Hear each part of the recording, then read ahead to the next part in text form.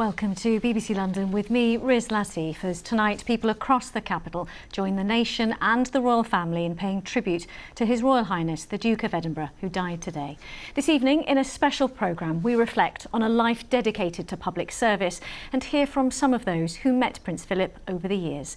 In a moment, we'll cross to Catherine Carpenter at Buckingham Palace, where the flag is flying at half-mast. First, let's join Alice Bandukravi, who's in Windsor for us. Alice.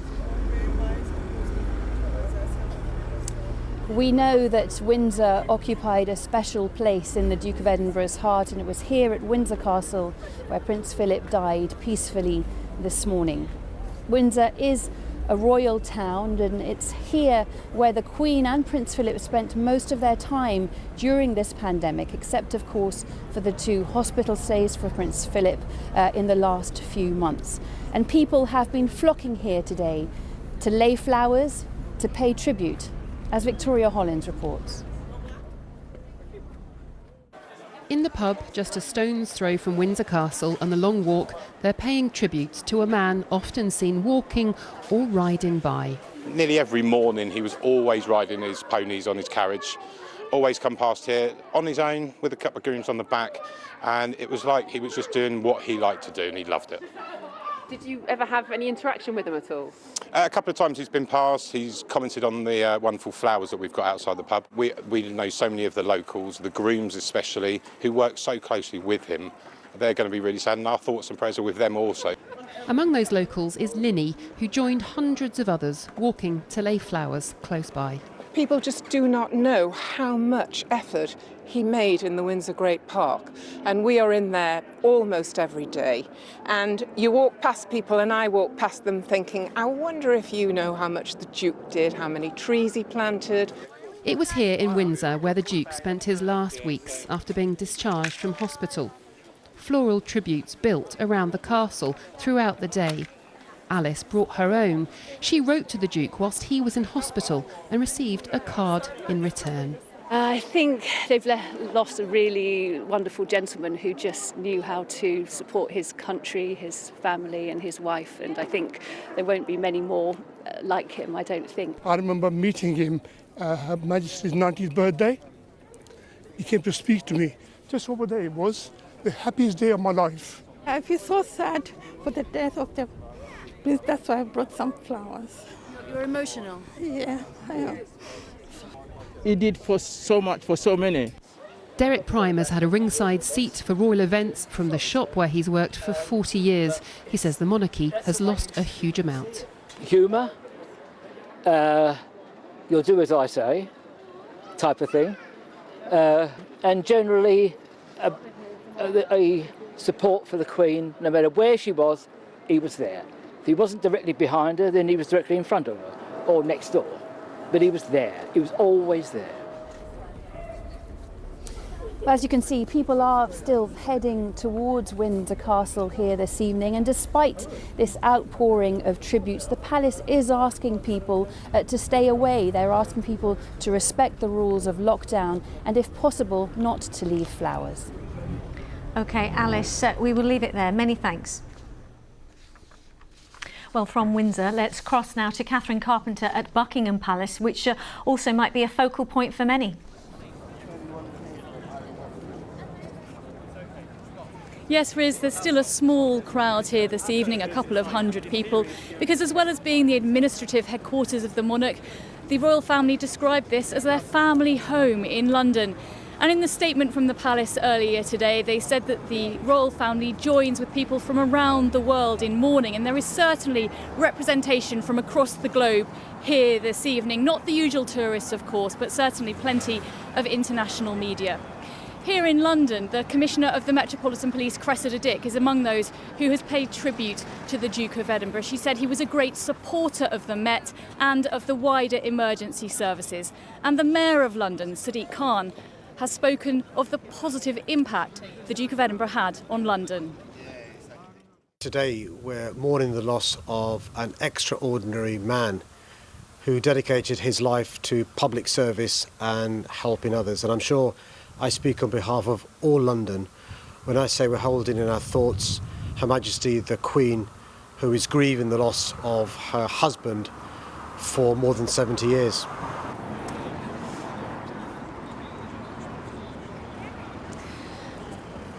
Well, the government has urged people, as in Windsor, not to come and gather here in breach of coronavirus regulations. And earlier today, the announcement of the Duke of Edinburgh's death on the palace gates was removed to try and deter people. But many have found it incredibly difficult to stay away. This evening we've seen families arrive here, others coming after work, pausing for a moment of reflection on this important day. Catherine, many thanks from Buckingham Palace.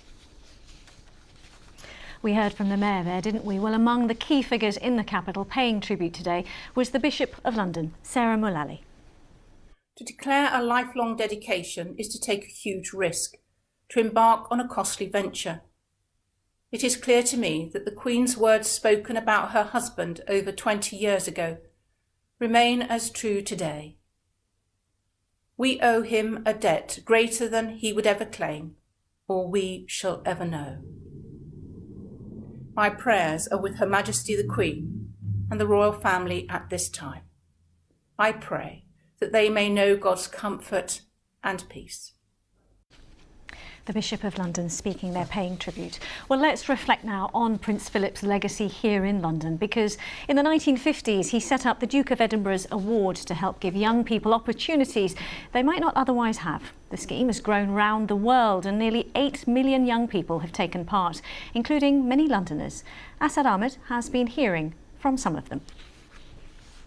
It's the end of a long walk in the Hertfordshire countryside for students from Bentley Wood High School in Harrow. It was this kind of image that inspired the Duke of Edinburgh to set up his award scheme. Hundreds of thousands of young people have taken part, a considerable legacy in its own right. He really cared about the countryside and about promoting young people and getting them to experience the joy for the countryside that he experienced when he was a young child. For the London Federation of Boys Clubs, it was the biggest night of the year. At Wapping, the Duke of Edinburgh popped in to explain the 5-year plan to open 20 more clubs in the London area. It was in the early years, as the Queen's Consort, that the Duke set about creating opportunities for young people. London youngsters especially benefited from his vision. This is where we're going to go on our route. Here in Camden, young people are planning their next trip. In London alone, more than 40,000 students are taking part in the scheme. It was the Duke's aim to include youngsters from all backgrounds. I don't know many models of youth work or youth work programmes anywhere that actually is so flexible in meeting the needs of those different communities, and that's quite a powerful thing in London, because London's obviously a very diverse culture in itself. Moving so quickly that he often leaves the official escort behind, the Duke packs more questions into every minute than most public figures could ask in 1 hour. This was Earl's Court in 1957, the Duke showing his knowledge for his other passion for animals. Close to home in Windsor, he helped set up the rules for the carriage driving competitions he relished long into his senior years. At the Equestrian Club, where he was a committed member, one character trait will be long remembered above all others. I think it was his competitiveness, really. Otherwise he wouldn't have represented the country for so many times. I think it was 6 World Championships he participated in. Mrs. Bonham, Mayor of St Pancras, conducts the Duke round the estate, of which her borough is justly proud. Inner city regeneration was another subject the Duke was passionate about. When he met people, his sense of humour may not have been to everyone's liking, but he certainly knew how to make young people feel important. Every young person that received their Gold Award saw that as a very special day. He didn't once come across to those young people as it being something quite mundane that he'd done, you know, several thousand times before. It was something new every time. As a citizen and fishmonger of London. The Duke of Edinburgh may well be remembered for being what the Queen called her strength and stay from the 1950s throughout her reign. But he also created projects that are likely to benefit and inspire young people in London for many years to come. Well, another person who was inspired and benefited from the Duke's legacy is John Watts from St Albans, who joins us. Welcome to you. And the skills helped you turn your life around, because you were in Reading Prison when you took part, and now you're a chef. I am, and I'm a very passionate chef. It's given me a whole new lease of life, because I went from being an 18-year-old prisoner to being somebody with dreams and ambition and living a life that I love, and away from the life that I was leading before I went into prison. And would you have ever thought about cooking before that? No, not at all. To be honest, even when I was doing the cooking qualification, it was something just to give me a job when I got released. But I fell in love with it. I got a job with Jamie Oliver once I was released, actually just before I was released on temporary licence. And I fell in love with it. I was working around passionate chefs. I was working with ingredients I'd never even seen before. And, you know, I still remember the smells now, you know, smelling fresh mint, fresh parsley and fresh herbs. So when I smell that now, even though I use them every day, it brings me back to that time when, you know, I just found this new love which has taken me to sort of new horizons. And it's all thanks to the Duke of Edinburgh's awards. And we heard there in that report that, you know, the Gold Award is a special day. How is it for you? And of course, you met the Duke. I did. I met him at St James's Palace when I got my Gold Awards, which was, you know, a very proud day for me because it was at the end of my sentence. So I've been in prison for just over 3 years, and my dad was there to watch me get it. And to That must meet, have been special. It was very special, and to meet Prince Philip, who, you know, which is quite an overwhelming experience, and he just put me at ease with, you know, the way he was and the way he sort of reacts to everyone. You know, everyone around him is all flustered, but, you know, he's very cool, calm, collected, and comes up with the witty comments. So it's a very interesting experience. Yes, lots of witty comments, as you put it. Was he what you expected? No, not really, because I thought he would be sort of, you know, extremely posh. I mean, he is very posh, but I didn't expect him to put me or anyone that he meets at ease like that. He was very, I think, quite easygoing, I would like to say. Well, thank you so much for coming in. We do wish you all the best, and thank you for sharing your memories and how the Duke of Edinburgh's award inspired you. Thank you. My pleasure. Well, the Duke of Edinburgh spent most of his life in London and Windsor. His work took him around the country and around the world, supporting more than 780 organisations as patron or member. But it was one charity in the capital that he had a special connection with, as Victoria Cook can tell us. The Duke of Edinburgh gave his life to service. Patron of hundreds of organisations, he carried out more than 22,000 solo engagements. But there was one charity in London he had a special link to, Muscular Dystrophy UK. So leading scientists from all around the country came together, and Prince Philip took his time to write and to say that he wished them well, wanted to see fast progress in research, but he had a personal connection. A close friend of his had a son diagnosed with muscular dystrophy. And he said, I now understand what the condition means and how important the charity is. So I wish you well in your research and, in effect, get on with it. Prince Philip was patron for more than 50 years. He visited the charity regularly, giving his time to meet those affected. Tanvi Vyas was one of them. She met the Duke through her work as a disability campaigner and was invited to Buckingham Palace to give a speech. Working with Muscular Dystrophy UK has given me so much, an opportunity to help others to see their confidence grow, as did mine. Tanvi says meeting the Prince was an honour. He was such a gentleman and he had such a spark, and he had such a great way of kind of making you feel at ease, and he was very down to earth but still had this really amazing presence and charisma. He made a bit of a joke actually in a typical style, and he actually said to us, don't you get a sore neck sitting down all the time and having to look up at tall people? And that was just absolutely fantastic because it was just how I'd kind of imagine it to be. Zoe Hallam also met Prince Philip. It was nice to have a patron of a disability charity who's comfortable around disabled people, because a lot of people find it very awkward to talk to people in wheelchairs and to talk to people about their disability. But he had absolutely no problem with it at all. So that's, you know, I think that's a really good thing in in somebody who's so involved in the charity as he was, that he was just very, very happy to chat to anyone about what was going on. Hello, Muscular Dystrophy UK. Muscular Dystrophy UK started life as a small charity in London in the 50s. For them, having Prince Philip as their patron has enabled them to grow and therefore help more people. It's fair to say that Prince Philip was an excellent patron for this charity. We cover a number of rare and very rare muscle wasting conditions, so they're not well known outside the families affected by them. But Prince Philip helped us raise awareness, and many, many more people became aware of muscular dystrophy, the condition, and the charity through his involvement.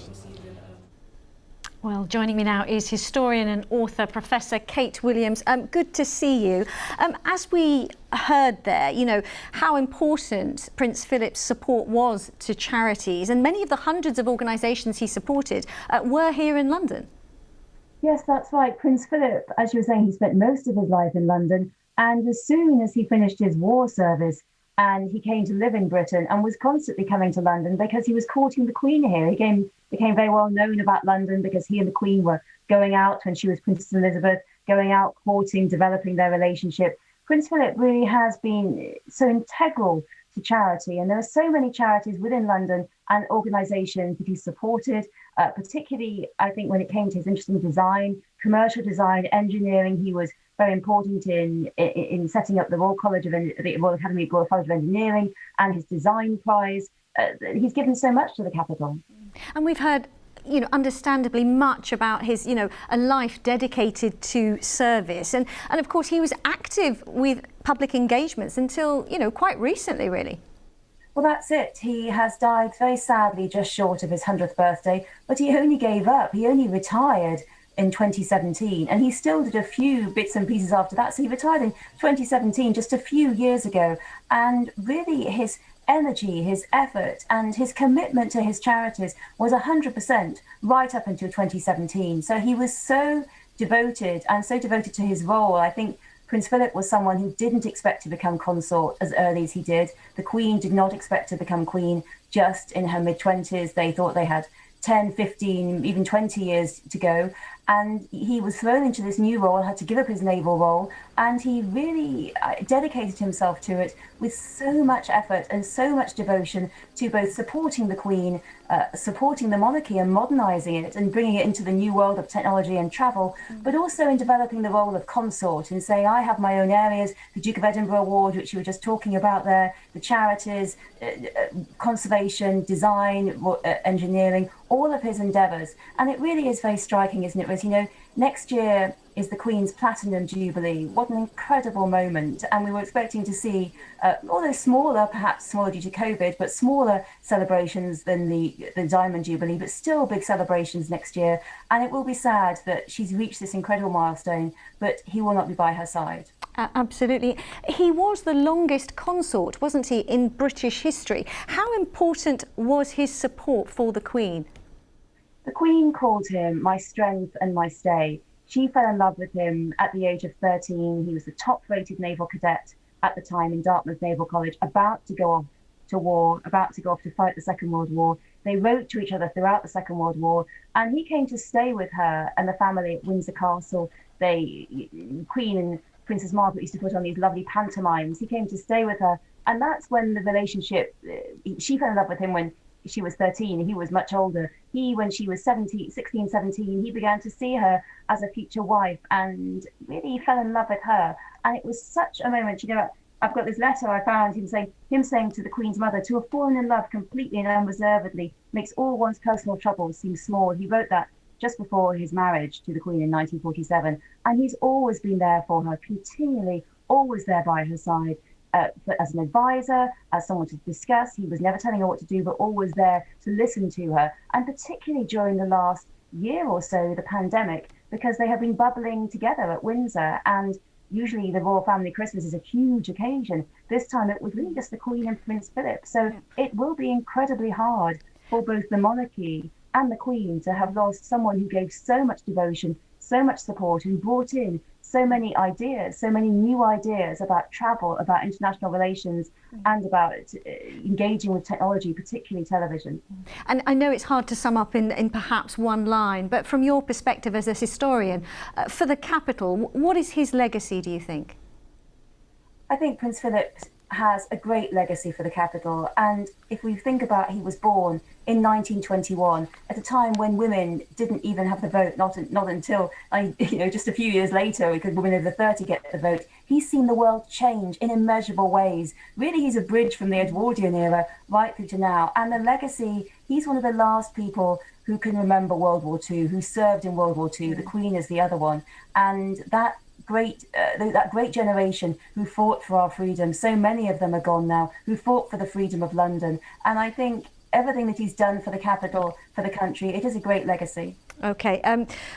Kate Williams, thank you very much indeed for your reflections and for joining us this evening. We appreciate it. Thank you. Now, we've heard about Prince Philip's close relationship with the Royal Navy, of course, but among his many achievements, he learned to fly planes as a hobby. In 1953, after his first airborne flying lesson, the Duke was presented with his Royal Air Force wings. By his 70th birthday, he had over 5,000 pilot hours under his belt. And it all started in an airstrip in Berkshire, as Tom Edwards reports. 1952, and at the White Waltham Airfield in Berkshire, at the age of 31, the Duke of Edinburgh started to learn how to fly. The plane was a Chipmunk, and for most of his life, he continued to fly planes. At the time, RAF Home Command was based at the airstrip just outside Maidenhead. It was responsible for training air reserves. The Duke of Edinburgh accrued thousands of pilot hours in the air. He progressed to flying this Harvard training plane in 1953, but flew in many others, and was awarded his pilot's wings in the same year. He embarked on a flying tour of South America for 2 months in 1962, flying to many of the locations himself. 10 years after that, in 1972, he took the controls of the supersonic plane Concorde. And this was his impression. Well, the extraordinary thing is it's just like flying at any other speed. It's very disappointing from that point of view. I mean, there is literally no difference. And even in the 1970s, plane noise was an issue over the capital. The Duke of Edinburgh was, though, diplomatic. As somebody who's keen on conservation, what did you think of the level of noise and smoke? I was inside and I wasn't smoking. The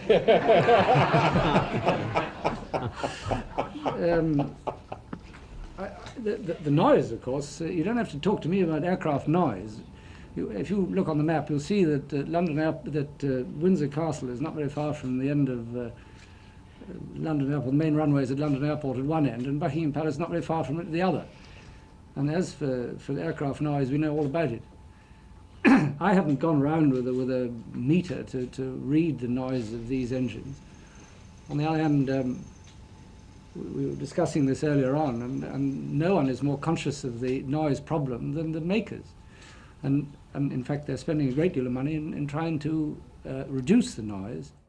The Duke of Edinburgh was an aviator for most of his life. By his 70th birthday, he had accrued over 5,000 pilot hours. And it all started on this Grassfield airstrip in Berkshire. As well as flying, the Duke had been a keen sportsman throughout his life, having enjoyed cricket, hockey, rowing and sailing before his service in World War II. But it was his passion for horses that placed him and Windsor on the map, as Chris Legg explains. Polo was the sporting pursuit closest to the Duke of Edinburgh's heart. He became president of Guards Polo Club in Windsor when it was founded in 1955. Prince Philip was a very keen polo player, was a very good polo player. He reached 5 goals. Thanks to Prince Philip's support and his guidance, the club's today one of the most successful polo clubs in the world. He remained in the role for the rest of his life, helping it develop into a club capable of staging the world's most prestigious events. Prince Philip drove a team of part-bred Cleveland Bay horses to a Balmoral dog cart. They managed. His love of equestrianism extended beyond playing polo to taking part in carriage racing. Here seen impressing the crowds at Virginia Water in 1973. And there was cricket too. As an honorary life member of the MCC, the Duke was at Lord's in 2017 to open the new Warner stand. Former England and Middlesex bowler Angus Fraser met him that day and on several occasions. There was a genuine feel and fondness for the game, and yeah, that came through there, and it did come through in the conversations that you had with him. Yes, because you can tell by the way that people ask questions whether they've got some idea or no idea, and they're just making it up as they go along. But his knowledge and enthusiasm for the game was genuine. The Duke of Edinburgh certainly left his mark on the capital's sporting landscape. OK, let's pause now and get a check on the weather for you with Nick. We have a cold weekend to come, and on Saturday it'll be cloudy. There'll be some rain at times. On Sunday, it's looking like the sunnier of the 2 days this weekend, though a shower can't be ruled out. Now, overnight and into the morning, staying mostly cloudy. Some showers or outbreaks of rain, temperatures staying a good few degrees above freezing. We continue, though, with the cloud and some occasional rain at times during Saturday. So a grey, damp day. There'll be a noticeable northeasterly breeze as well. So with all of that, temperatures will just be heading up, not very far from where we start the day, just 7-8 degrees Celsius. For part 2 of the weekend, on Sunday, that will be the sunnier day, but a wintry shower can't be ruled out, so rain, maybe some hail mixed in. Into next week, it's mainly dry and temperatures gradually creeping upwards. That was Nick Miller with a check on the weather. Well, as we've been hearing this evening, key figures across London have been paying tribute to the Duke of Edinburgh, paying tribute to his life and legacy. Among them, of course, the Mayor, the Metropolitan Police Commissioner and the Bishop of London.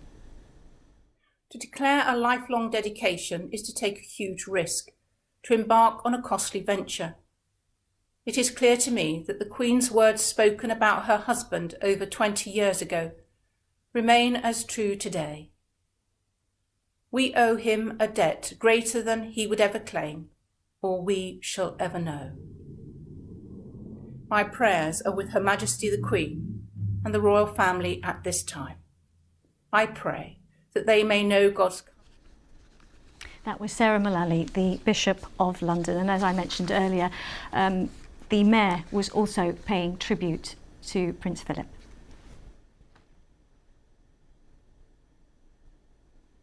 OK, well, we did hear from him earlier. That is where we're going to leave you this evening as the capital remembers the life and legacy of Prince Philip, who's died at the age of 99. We leave you with some memorable images of the Duke of Edinburgh, and from all of us on the BBC London team, a very good evening. Bye-bye.